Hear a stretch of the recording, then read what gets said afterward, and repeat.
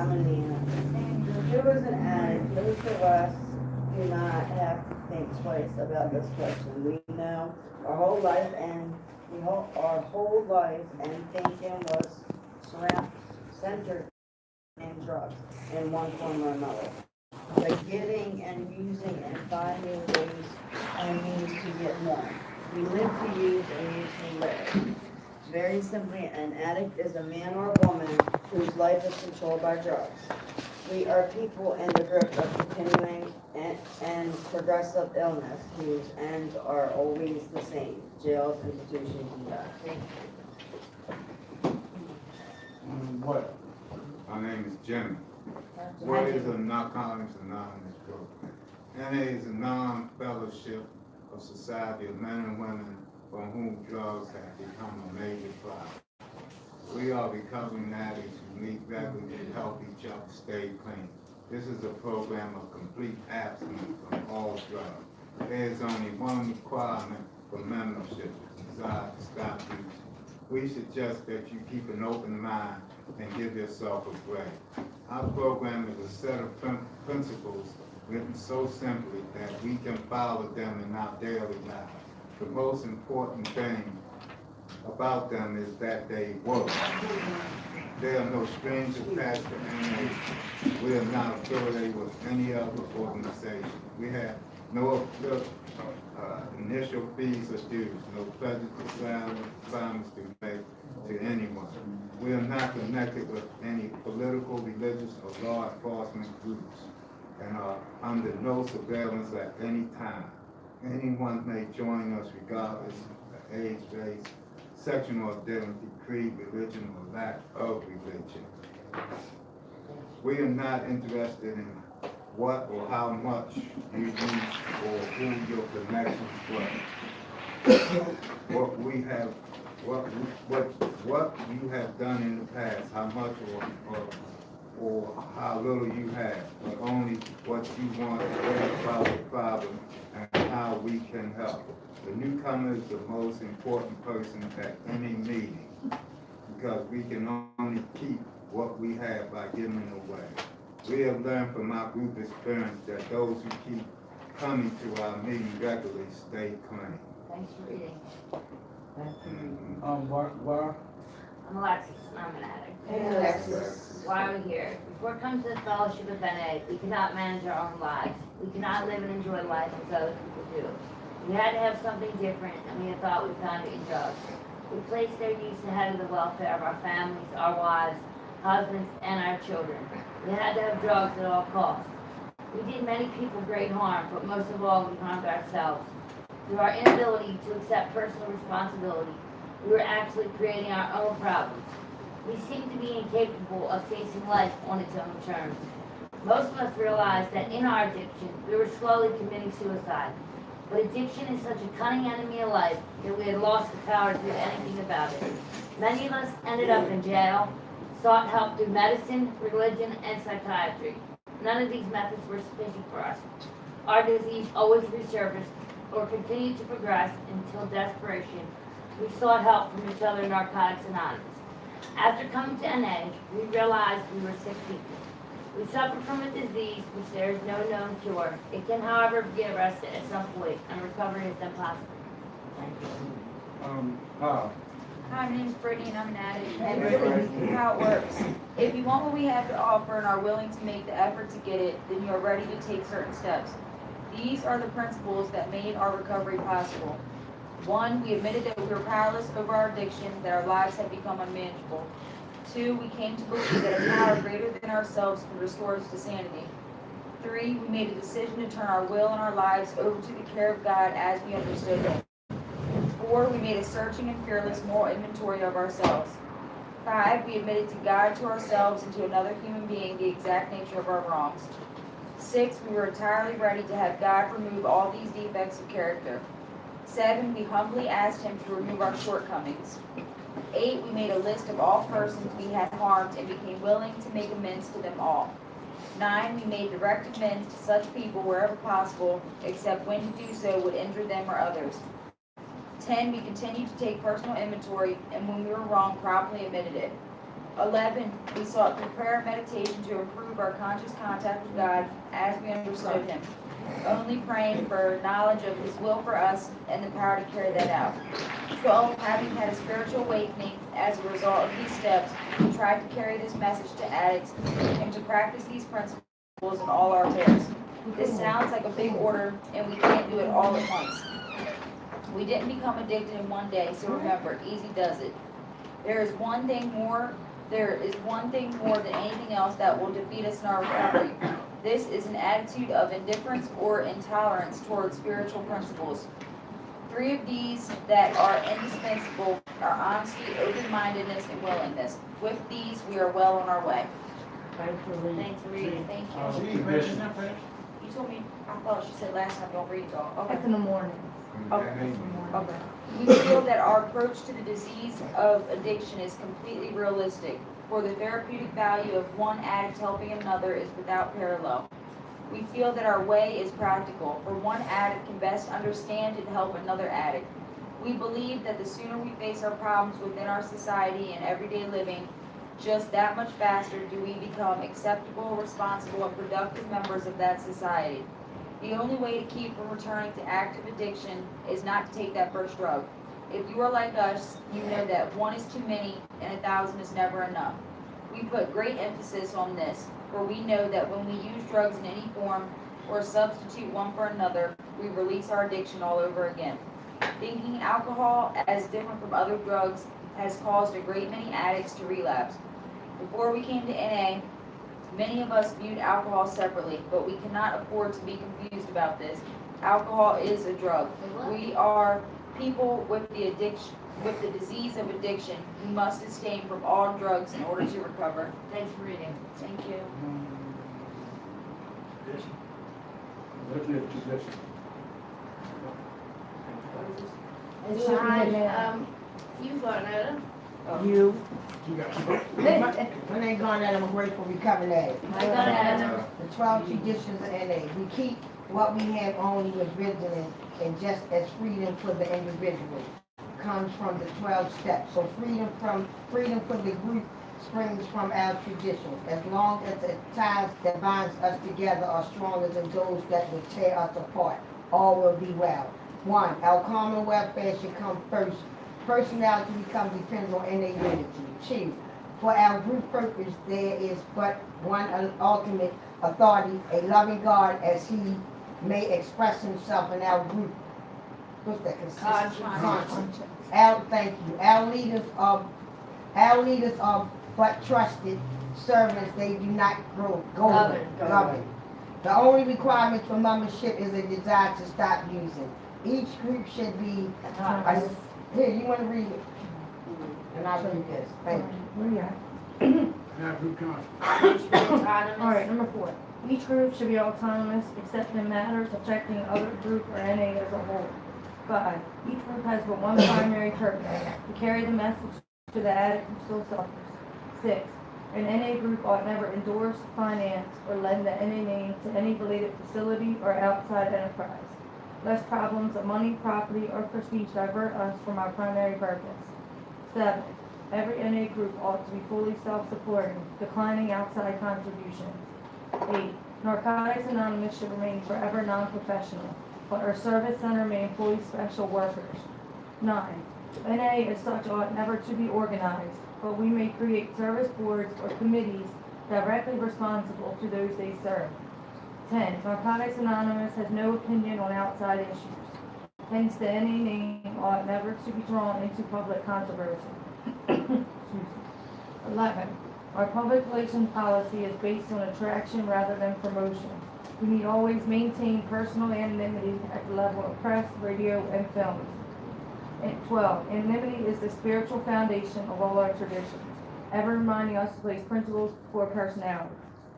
Understanding these traditions comes slowly over a period of time. We pick up information as we talk to members and visit various groups. It usually isn't until we get involved with service that someone points out that personal recovery depends on NA unity. And the unity depends on how well we follow our traditions. The 12 traditions of NA are not negotiable. They are the guidelines that keep our fellowship alive and free. By following these guidelines in our dealings with others and society at large, we avoid many problems. We still have to face difficulties as they arise. Communication problems, differences of opinion, internal controversies, and troubles with individuals and group outside the fellowship. However, when we apply these principles, we avoid some of the pitfalls. Many of our problems are like those that our predecessors had to face. Their hard-won experience gave birth to the traditions, and our own experience has shown that these principles are just as valid today as they were when these traditions were formulated. Our traditions protect us from the internal and external forces that could destroy us. They are truly the ties that bind us together. It is only through understanding and application that they work. Thanks for reading. Thank you. I'm Trina. Hey, Trina. We do recover. When at the end of the road we find that we can no longer function as human beings, either with or without drugs, we all face the same dilemma. What is there left to do? There seems to be this alternative. Either go on the best we can to the bitter ends, jails, institutions, or death, or find a new way to live. In years gone by, very few addicts addicted today are more fortunate. For the first time in man's entire history, a simple way has been proven itself in lives of many addicts. It is available to us all. This is a simple, spiritual, not religious program known as Narcotics Anonymous. Thanks for Thanks for reading. reading. Just for the day. My name going out again, I'm a grateful recovering addict. Amen. There is a special feeling for addicts when they discover that there are other people who share their difficult past and present. Basic text page 55 to 56. The wealth of our recovery is too good to keep to ourselves. Some of us believe that when we talk in meetings, we should remember the newcomer and always try to carry a positive message. But sometimes the most positive message we carry is that we are going through difficult times in our recovery and staying clean in spite of them. Yes, it's gratefully gratified to send out a strong message of hope to our newer members. After all, no one likes a winner. Whiner. Thank you. You should have read this, but I appreciate it because I do y'all the same way. I'm not exempt from this either, and I appreciate y'all. But distressing things happen in life on life terms can send shock waves, even though the recovery of longtime members of Narcotics Anonymous. If we are equipped with the tools of the program, we can walk through such turmoil and stay clean and to tell the tale. Recovery doesn't happen all at once. It is an ongoing process, sometimes a struggle. When we delete the fullness of our message by neglecting to share about the tough times we may walk through on our journey, we fail to allow newcomers the chance to see that they too can stay clean, no matter what. If we share the full message of recovery, we may not know who benefits, but we can be sure someone will. Just for today, I will be honestly sharing both the good times and the difficult times of my recovery. I will remember that my experience in walking through, what is that, Melissa? Adversity may benefit another mother. Thanks for letting me share. Thanks for reading. Love you. I would like to thank everyone who read and those who listen. Is there anyone new to this meeting or program that would like to be recognized by a person and person? Hi, my name is Brittany and I'm an addict. Hey, Brittany. Come back. Welcome. My name is Joey. Hey, Jody. Welcome back. Coming back. Keep coming. My name going out, I'm a grateful recovering addict. Keep coming back. Welcome. Oh, yeah, here, Will. My name is Brian, and I'm a grateful recovered man. Hey, Brian. Keep coming back. Welcome. My name is Brother Swin. I'm a grateful recovered man. Hey, Brian. Keep coming back. Welcome. We need you. This is an in-house treatment facility.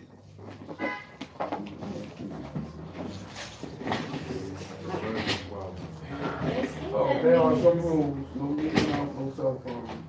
Cell phones will vibrate. Yes, on No sidebar and no prolonging on conversation. Name William Addy, I'd like to turn the meeting over to Twin and Brandon. Good evening, how y'all doing? Alright. Alright, so I like to start off like this. I like to get, we sitting in here, so I like to get our blood flowing. So I'm gonna introduce myself again and then we're gonna go around, alright? Is that cool? Alright, my name is Twin. I'm a recovering addict. My name's Joey. Joe. Recovering addict. Hey, I'm Brittany, I'm Natalie. I'm Anita. I'm the life center. I am an addict. I'm Perry. James. Will. I'm Trina. My name's Tony, and I'm recovering.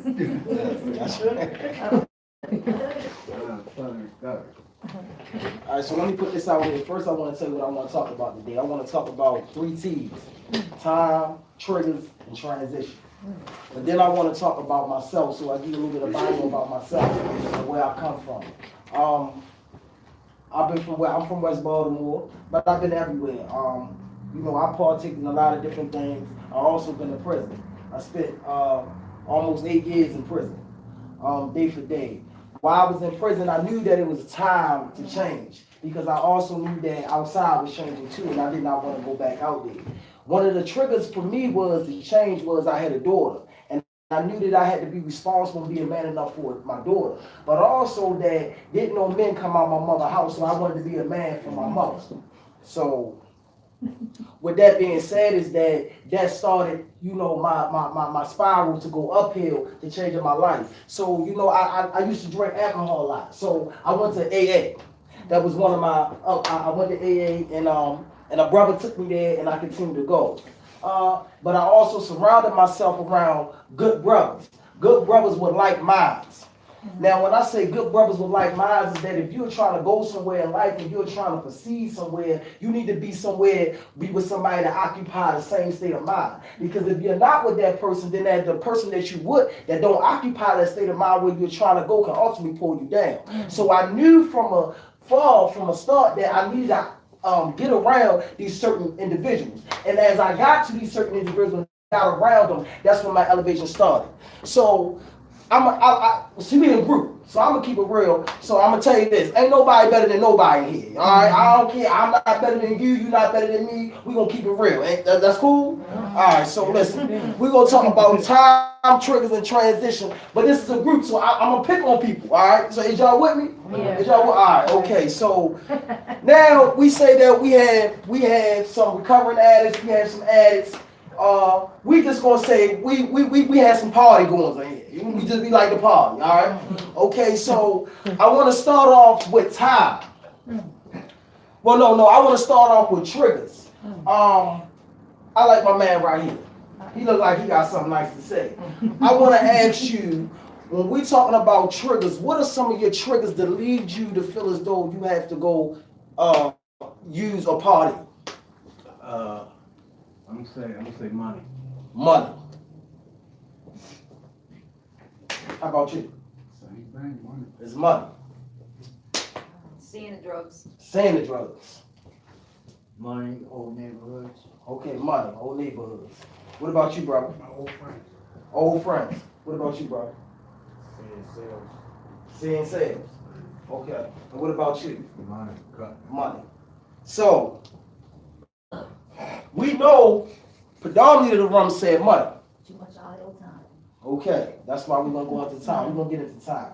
So we say money. So the fact of the matter is, now I want to ask you, if you possess all this money, what would you do with your money? Will you still partake? Would you still party? No, not now. Not now, anyway. Not now. I'm working on it. You working on it? I'm working Okay, on it. working on it. Okay.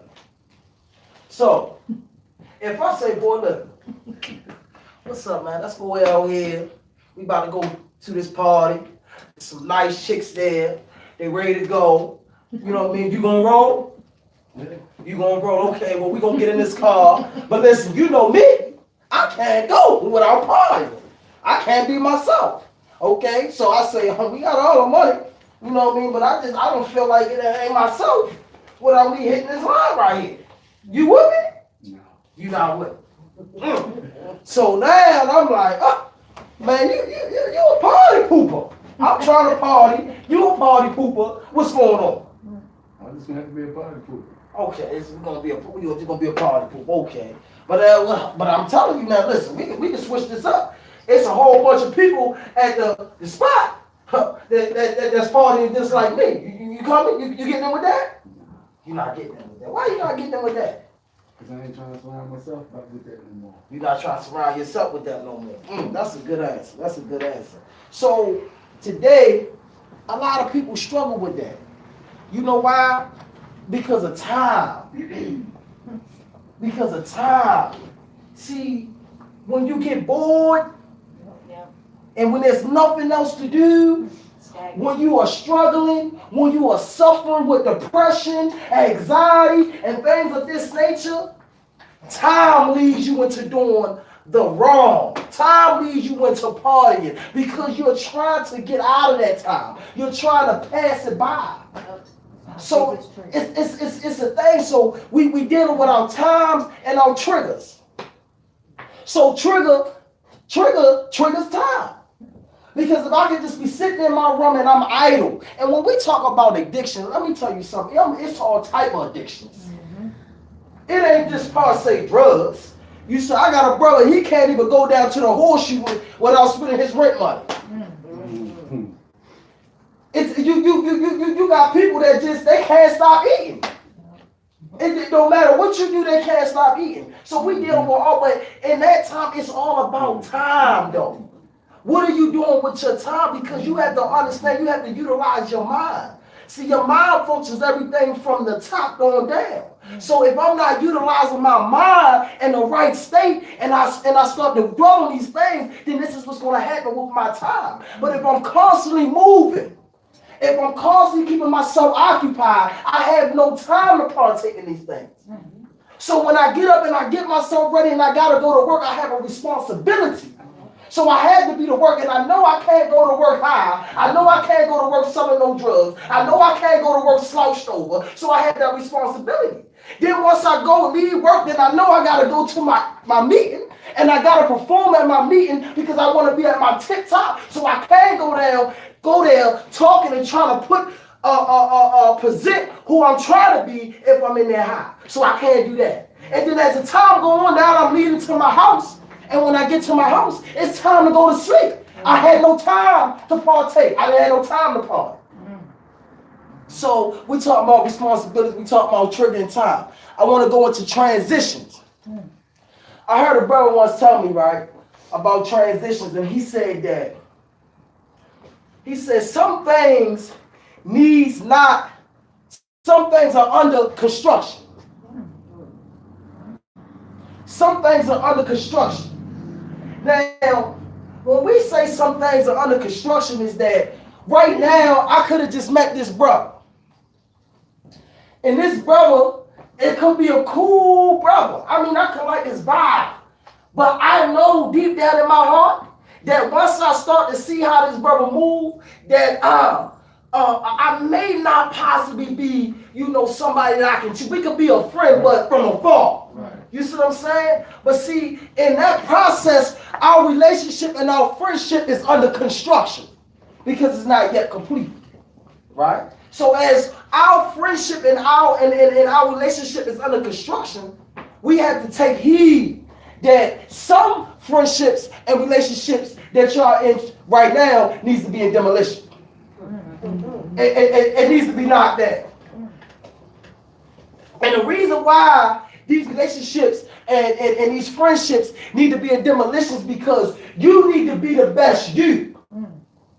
And if your mind, or it ain't even so of your mind, some people out here, we gotta understand where we live at in today's society. We're like crabs in a barrel.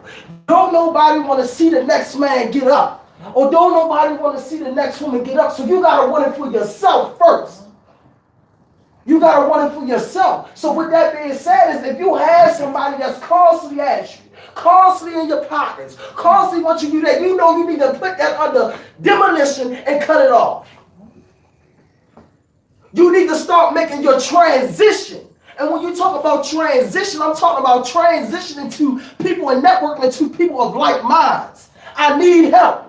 I'm trying to get somewhere. I'm trying to go somewhere. Why I'm standing with you on the corner when I can be with this brother at the barbershop? It don't matter because, you know, we come to a point in our life, well, I don't make enough money. How many here got kids? Let me ask you a question. You think your kids, you make all that money? Huh? You think your kids, you make all that money? Hell no. All they want is time. All they want is what? Time. Exactly. That's all they want. So it is your duty and it is your responsibility to give that to them. We wake up and we hear these stories of how my mother wasn't there and your fathers wasn't there, so don't add on to it. You have to change the cycle. You have to start your transition. It's about being a conqueror. I like working out. I like being a man. And let me say this because I love the women because the women they are the women of creation. They say that if there was no man would worship lady. That's what they say. Because you bring life into the universe. Can no other being in the world do that? So if there was no God, we would worship you. So with that being said, is that I like to be strong. When you talk about strong, we talk about conquerors. So when you talk about conquerors, the word conquer is to conquer. So now if I'm telling myself when I'm waking up and I'm saying this to myself, every day I'm going to start conquering certain things in my life. So if I know I have a weed addiction, I got to keep telling myself that I'm not going to let the weed conquer me. I'm the conqueror. So I have to conquer it. It takes time. It takes time. But it's a daily process. We strive and we strive. That's why they say you'll never be perfect. I can't look at you and say my brother gonna be here perfect. But the fact of the matter is he strive every day to be perfect. That lets me know he's trying to go somewhere. I'm gonna share something with you because I kid. I was incarcerated and I had a brother, a young brother, and I left the streets when I was real young. And you know, and when his brother was outside on the streets, he was selling